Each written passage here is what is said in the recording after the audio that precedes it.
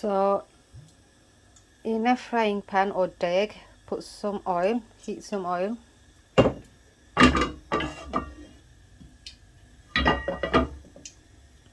Let that heat up a bit. Then I've got some fast food underscore, it's called. This is optional, but I'm adding some.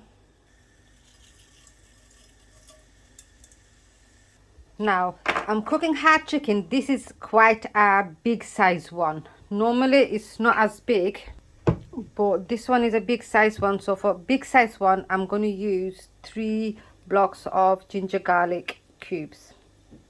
So I'm just going to add these to the pan. Now if your chicken is not as big as mine, then just add 2.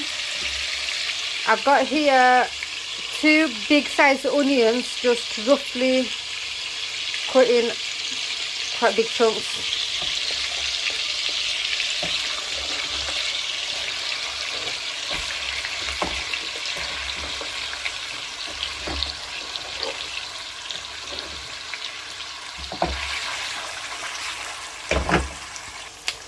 Gonna add a bit of salt. I normally eyeball these things, but roughly 2.5 tablespoons.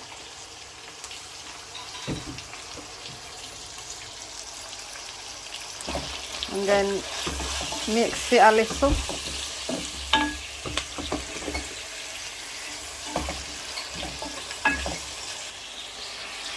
To that I'm gonna add the hard chicken.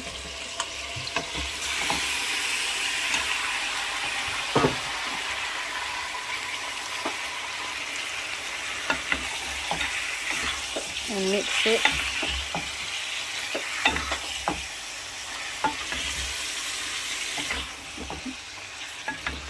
And then I'm just going to cover it up and let it cook for about 10 minutes before I add my water.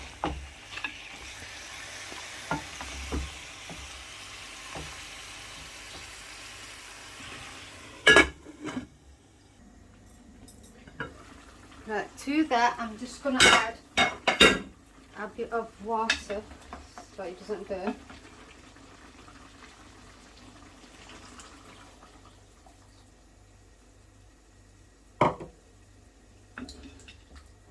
And probably cook it about 20 minutes or so until the meat has cooked, gone tender.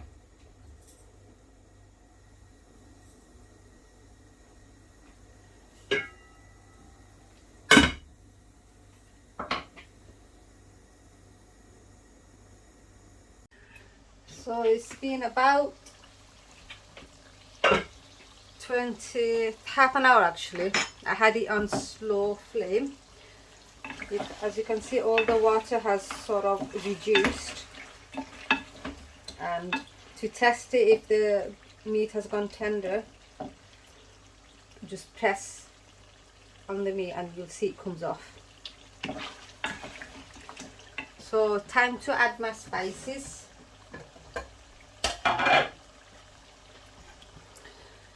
Right, I've got 1 tablespoon of curry powder, and I use the Boston curry powder here. Everything else I've used the East End make. I'm gonna add half a tablespoon of dhania powder, half a tablespoon of zira powder, 2 tablespoons of chili powder. Actually I'm going to use 3 because it's a big curry this. And then did I add haldi powder? No. Okay, 1 tablespoon of haldi powder, and then 1 tablespoon of garam masala. And then I'm going to add less than half a tin of chopped tomatoes. That adds a nice colour to the curry, as you'll see. And then just mix everything together. Right, I only added 3 tablespoons of chili powder because I'm not going to have this spicy.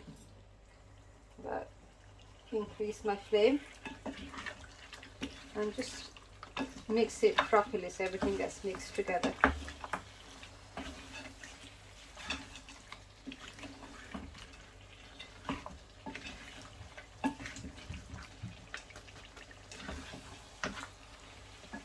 Right, I'm just going to carry on mixing this so that the spices cook and the rawness reduces.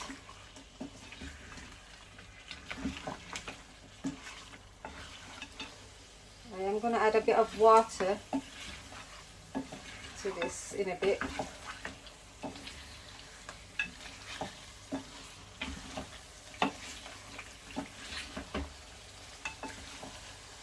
Right, I'm just going to pause the video whilst I mix this for about 5 minutes.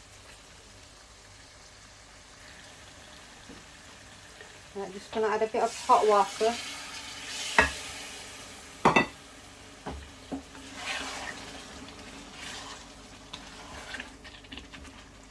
And I'm just going to let this cook again for about 5, 6, 7 minutes before adding any vegetable to this.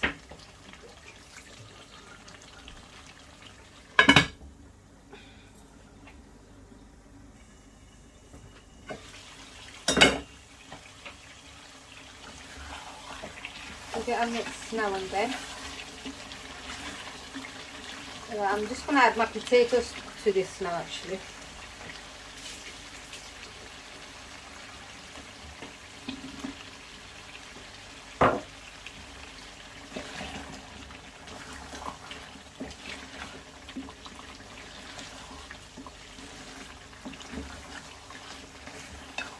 For a minute I thought I'm going to have to transfer this into a bigger pan, but I don't think I have to.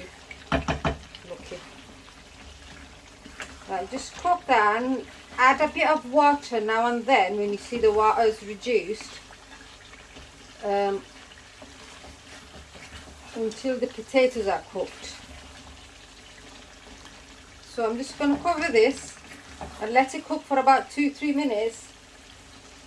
Keep an eye on it, add a bit of water if you need to, until the potatoes are cooked.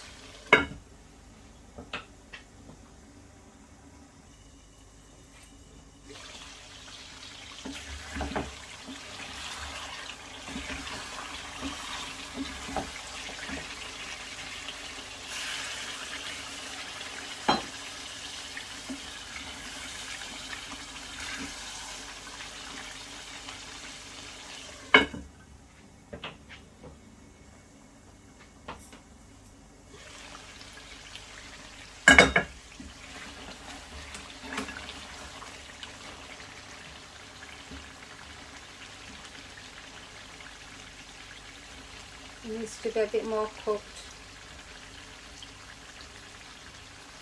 So I'm just going to add a bit more water.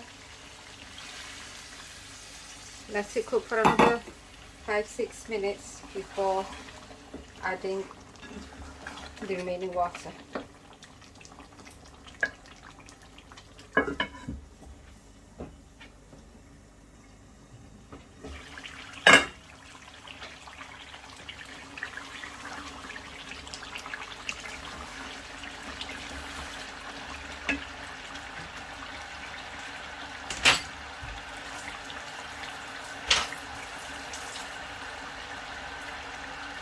Right, I've got here 4 cloves of fresh garlic which I've just crushed.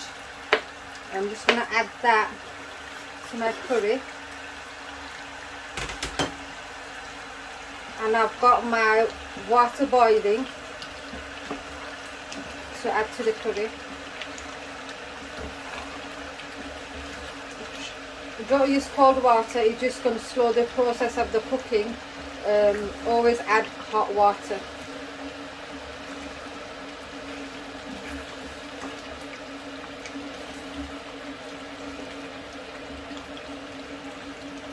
Right, the potatoes are cooked now.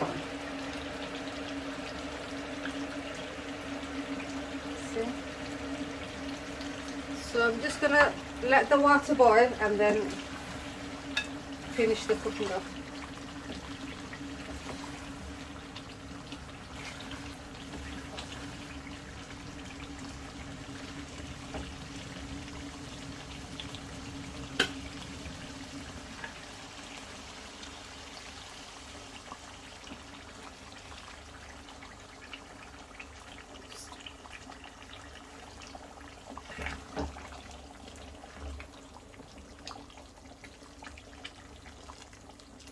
Just enough like to cover the top, like that, and then just let that cook for about 10 minutes before turning the flame off.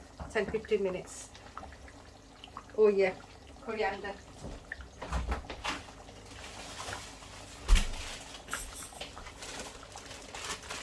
I've got here frozen coriander. Just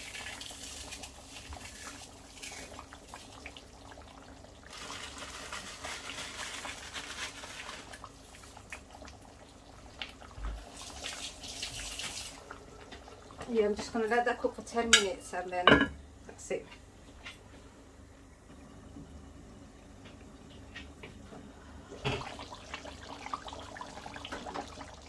Turn the flame off, and that's my curry done, guys.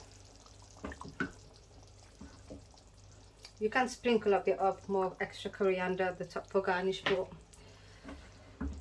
it's only me eating and the kids. So yeah, that's done.